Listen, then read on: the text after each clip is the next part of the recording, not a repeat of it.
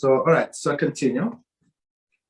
It's actually, believe it or not, it's halachah that I said a few times to a few people when we just started this book. I said we're going to get to it. We're going to get to it. We're going to get to it. And guess what? We got to it. It's chapter 3, Mishneh Torah, right? Hilchot Teshuvah, and Halachah number 6. Okay, so listen carefully. The following individuals do not have portion in the world to come. Right? Rather, their soul are cut off, and they are judged for their great wicked sins forever. Okay, the list: the minim, the apikorsim, and those who deny Torah, those who deny the resurrection of the dead, and the coming of messianic redeemer, Mashiach. Those who rebel against God, those who cause many to sin, those who separate themselves from the community, those who proudly commit sins in public, as Yehoiakim did, those who betray Jews to Gentile authorities, those who cast fear upon the people for the reason other than the service of God, murderers, slanderers, one who extends his foreskin so as not to appear circumcised. Okay, that's it. So, I mean, I think in the following halachas we're going to elaborate on all of these individual statements. But okay, let's start with this halachah. So, all of these people who do not have the portion of all to come, and when you're going to come to shuls, for example, if you're going to come to Chabad house, they would say, no, absolutely, it's not true. If you're a Jew or you're convert, have a portion of world to come. But that's not the halachah. People align. You see the people align, they're going to go against 100% with a smile against what we're going to say right now. This is halachah from Rambam, from Torah. The following individuals do not have portion in the world to come. 62 commentary. Though the previous halachah states all of Israel have portion in the world to come, there are exceptions to this principle. Certain individuals are denied the privilege because of the severe nature of the sins they committed. The commentaries note that the 13 categories of such individuals are mentioned here correspond to 13 attributes of mercy. Right? Similarly, in his commentary to the Mishnah, Sanhedrin 10:1, the Rambam lists the same number of the principles of faith.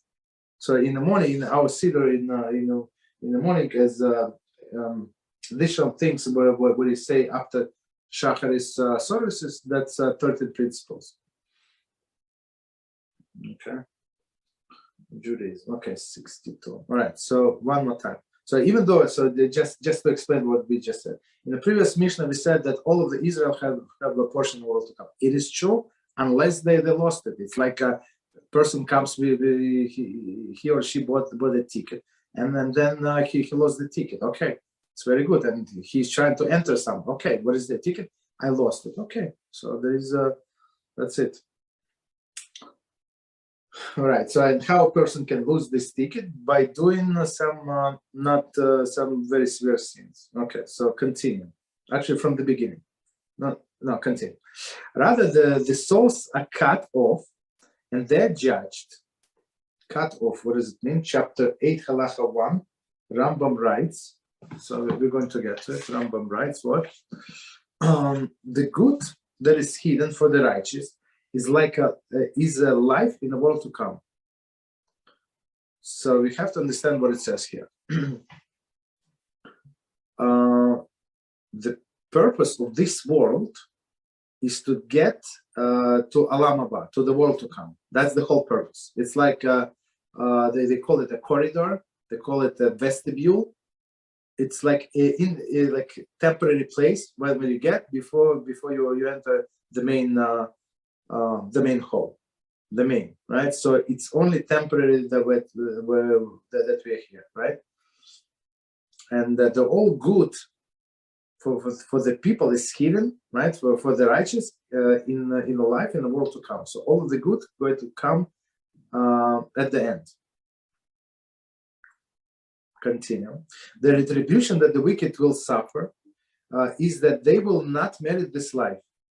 So one of the explanation, right, is why all the wicked people prosper, is that HaShem has to pay them for their little good that they did in this world, right? There's no, as it says, all of the Israel are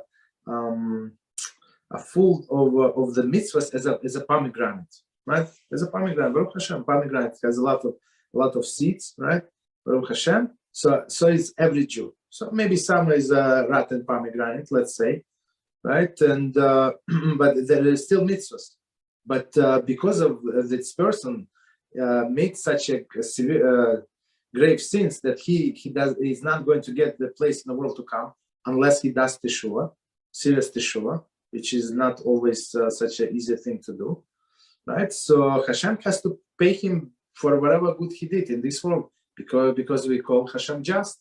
He's just, he must pay. So that's why we see all of these people, wicked people prosper, and they have a very long life, and it looks like everything is going good for them. But if you look carefully, scrutinize their life, it's misery, everyday misery. Because why? Hashem said there is no peace for the wicked. So maybe they look glamorous, they in a desk magazine or on the websites, and everybody knows their name, follow their life. They're miserable. They're miserable. Continue. Right? So why? So one more time, the retribution of the wicked will suffer. Is that they will not merit this life. So the main goal why we're here, and they're not going to get it. It's like person work for 50 years and then quit. Okay, without receiving a salary. Okay, maybe, okay, I don't know. Continue. Rather, they will be cut off and die. That's what Rambam says. So people who say that all of the Jews have a portion of the world to come, they simply lying, because that's not Judaism. I'm not sure if it's Christian, maybe it's Christianity, I'm not sure. Okay, rather they will be cut off and die. This is the intent of the meaning, that the Torah chorus in the Torah to be cut off in this world and in the world to come. See the notes to that Halachah. Okay, so we're going to get to it. Not today, but one day, right? So chorus means there are a few different choruses, but the meaning is the person is getting cut off from this world and the world to come, which is not good, as we understand. On this basis, the commentary asks why Rambam does not include all of those who violate commandment punishable by chorus in this halacha. So it's very interesting thing. So there is a list, a separate list of the people. Not people, of the sins for which person gets a chorus. So one of them, for example, if he ate chometz on Pesach. So chometz is leavened bread, right? He ate or she ate cookies or pasta, whatever they ate, right? So a person gets chorus from this. Even or they drank beer.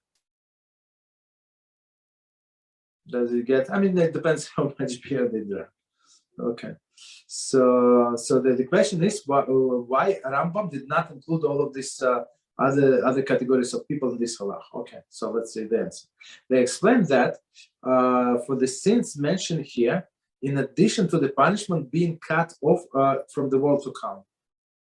In addition to the punishment that comes from the world to come. So it's in addition. Okay, the transgressors are judged and suffer the retribution for their sins. So judged, as we said, judged. So this thing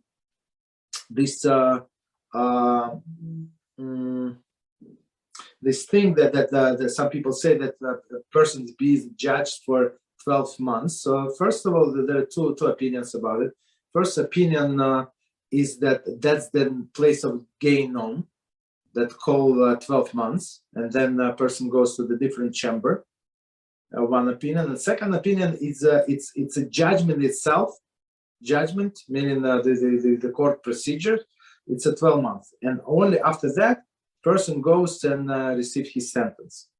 So which is, of course, could be forever and ever and ever, as we just said. Okay. Okay. So, all right. So, thus, there are three categories of sinners. A, those who commit minor sins, they suffer the retribution in Gehinom. Okay. So, okay. So this author, he's one of these people. Okay. So I'm not going to read what he said. And then is granted portion in the world to come. Okay. So not author, but the translator. So basically, for minor sins, for example, somebody did not say blessing after the food, right? Or did whatever he did or she did. Some minor sins for which the punishment is not chorus, is not his soul is not being cut from this world and the world to come. So he or she goes to Gehinom for a certain amount of time to pay for all of the sins. So if even if it's small sins, for each sin, a person will need to pay according to the payment or calculation that only HaShem knows. But it's a limited amount of time. How much is limited? I don't know. 10,000 years is also limited. 1,000,000 years is also limited in a spiritual years. Okay, so it could be a very long time, but eventually, after this person pays his due to whatever he did, so he goes out and goes to the Olam Haba. Okay, so that's for minor sins. Okay. B, those who commit sins punishable by course, they cut off and do not merit to the life on the world to come. So that's simple. So and if they did whatever they did, right, and they died earlier, they put themselves in danger. For example, HaShem intended for them to live, I don't know, 87 years, let's say, by the guy went bungee jumping and he killed himself. I don't know, something happened. The rope snapped, right? And he died in the age of 52. So even though HaShem did not pay all of this reward that he was supposed to get, so I mean that's the reward is lost. As I always say, it's like you have all of diamonds and jewels, and you're in the middle of the desert. Are you going to be able to enjoy them? No, you're going to die from a thirst. That's it. So it's useless. So he did all of these mitzvahs, but there is no way for him to take advantage of them, because why? He's going to die. He did too many sins. So not a good thing to be in that category. So a Jew have to be very cautious. Even to be a sinner, as Rabbi Mizrahi always say, even to be a sinner, you have to be very smart. So an example that we always give, for example, somebody wants to turn on the light on Shabbos, right? Which is we are not allowed. So he can come or she can come and decide to, because I'm going to do it anyway. So can come and do it the regular way to flip the switch, or he can do it with the nose, with his elbow, with his back, throw a slipper at it, right? The punishment is totally different when you do something directly or indirectly. So even to be a sinner, you have to be very smart. C. Okay, meaning the third category. The 13th category is mentioned here. In addition to being denied portion in the world to come, they suffer internal judgment and retribution. So we're going to explain what the difference between the first category. I'm sorry. So first is the minor sin.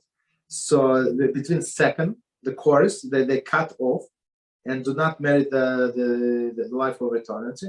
And 13 categories mentioned here. So these categories, so it's Gehinom forever. So Gehinom forever, I would say just explain. If you want to know more, there is Shiur Gehinom in Rabbi Reuven's Shlita site, in his YouTube. If you want to go to YouTube, so just type go to his channel, type Gehinom, and you have all of the details, basically what is going on there. right? And the people from this category, they're there forever and ever. So Gehinom is going to end. It's famous quote, but they still going to be there. So the Mashiach is going to come. All of the people who are supposed to resurrect would resurrect, right? All of the people who would supposed to die, they would die. Gehinom would be destroyed, but that section of Gehinom is going to function forever. That's very scary. That's very, very scary. Okay. So Beezrat HaShem is not going to be in that category because we learned this. Okay, so let's see. From the beginning, and we continue. The following individuals do not have portion in the world to come. Rather, their souls are cut off, and they are judged for their great wickedness and sins. Okay. They judged in Gehinom, right? In Gehinom, what else? They're going to judge. That's commentary. Wickedness and sins, commentary. The sins committed by these individuals are more severe than those performed the wicked of Israel. Hence, a short period of punishment is not sufficient for them. So, wicked of Israel, meaning wicked, meaning that maybe he ate non-kosher. Maybe they, I don't know, whatever they did. Some not big. I mean, a person must eat kosher. A person must do all the same things, but some minor things, right? Comparable to others. Okay. And wickedness and sins forever, right? Forever, what does it mean forever? The source of Rambam's statement, Rosh Hashanah 17a, which lists all of the individuals mentioned by Rambam and states they will descend to Gehinom and be judged there for all generations, right? Gehinom will be destroyed and they will remain. Exactly, that's word from the Talmud. Exactly. The Maharsha explains that the latter statement should be interpreted to mean that even after Gehinom will be destroyed, this individual will remain in internal shame.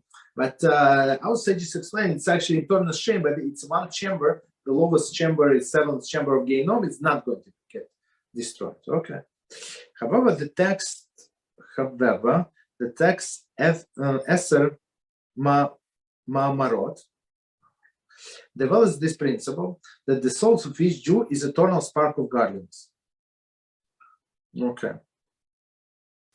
In this context, it interprets the passage to mean that ultimately Gehinom will be destroyed, and then the souls will emerge having expiated their sin. But the destruction of the soul is destruction of the soul, right? So maybe it was a part of godliness, but it got so dirty after all of this reincarnation. So basically, there is no room to clean, no way to clean it. Only to destroy it, right?